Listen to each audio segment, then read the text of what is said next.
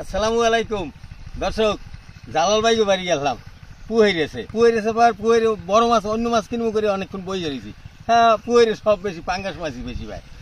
আর পাইছি ছোট ছোট মাছ, এই টাকি টুকি হাবি জাবি বিভিন্ন মাছ, পুঁটি। পাঙ্গাস মাছ দেখে আমার পছন্দ হয়ে গেছে। এই পাঙ্গাস মাছটা 3 কেজি ওজন হয়েছে।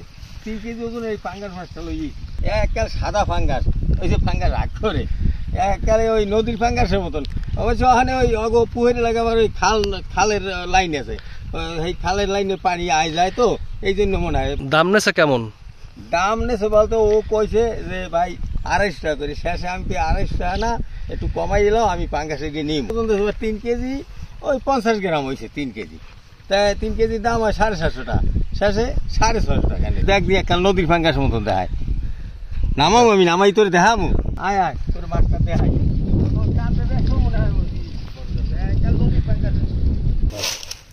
দেখছো, দেখবি ফাঙ্গাসটা নদীর ফাঙ্গাসের মতো না? দেখবি ওই যে ওই লরে, দেখছো? এখন আইজো এই পাঙ্গাসটা দিয়া এই আস্তা টমেটো দিয়া তার রানবো। ও টমেটো আছে ঘরে? হ্যাঁ হ্যাঁ, টমেটো আছে।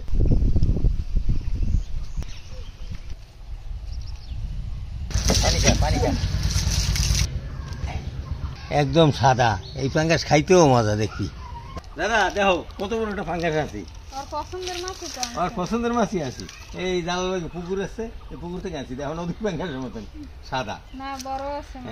3 কেজি ওজন, 3 কেজি 50 গ্রাম। বাবা এই দেখো, এই এক ঠোকায় এককালে কতগুলা পাইকে রইছে।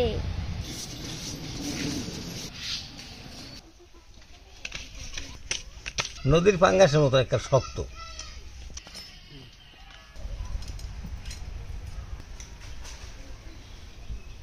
বৌমা বালিশ খায়, বালিশ খুব পছন্দ করে। পাঙ্গাস মাছের বালিশ খায় না, হালাই দেন। পাঙ্গাস মাছের বালিশ খায় না। আমার চুলার নিচে আম পড়া দেওয়া। দাদা তুমি কি করো? কি খেলো?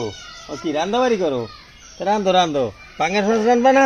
আমি পাঙ্গাস মাছ করতে আসি। মাছগুলোর পিসগুলো কত বড় বড়। এবার মাছগুলো ধুয়ে গেলাম। তেল ভাইতে হচ্ছে দেখেন। বৌমা স্কুল যাইছে, বৌমার আর কষ্ট দিলাম না, আমি ধুইতে হইতে খাইতে সেই মজা হইবে। আস্তা টমেটো দিয়ে রান্না। মাছটা কুইটে ধুয়ে নিয়ে আইছি, একটু হলুদ লবণ মাইকে নি।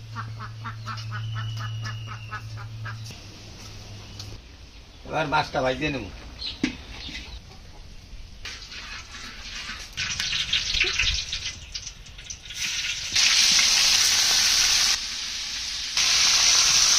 এই যে আস্তা টমেটো, লাল টমেটোর সাথে সাদা ফাঙ্গাস আজকে রান্না করতে আসি।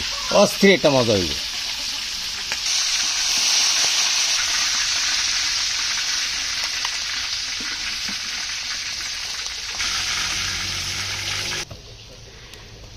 আপনার চুল কই? আমি কাটলাম, কত সেলুনে কাটছে। সেলুনে কাটছে।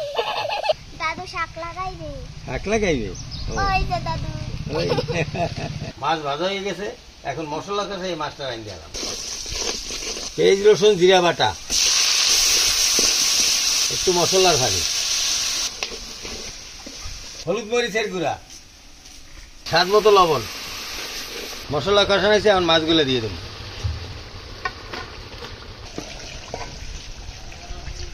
পরিমাণ মতো পানি দিয়ে দিছি। মাছটা উতলাইলেই আমি টমেটোটা দিয়ে দেবো। কালারটা এককালে গরুর গোস্তের মতন হয়েছে।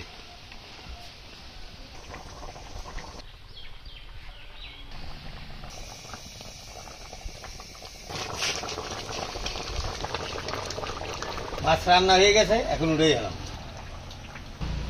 সাদা পাঙ্গাস লাল টমেটো দিয়ে রান্না করছি।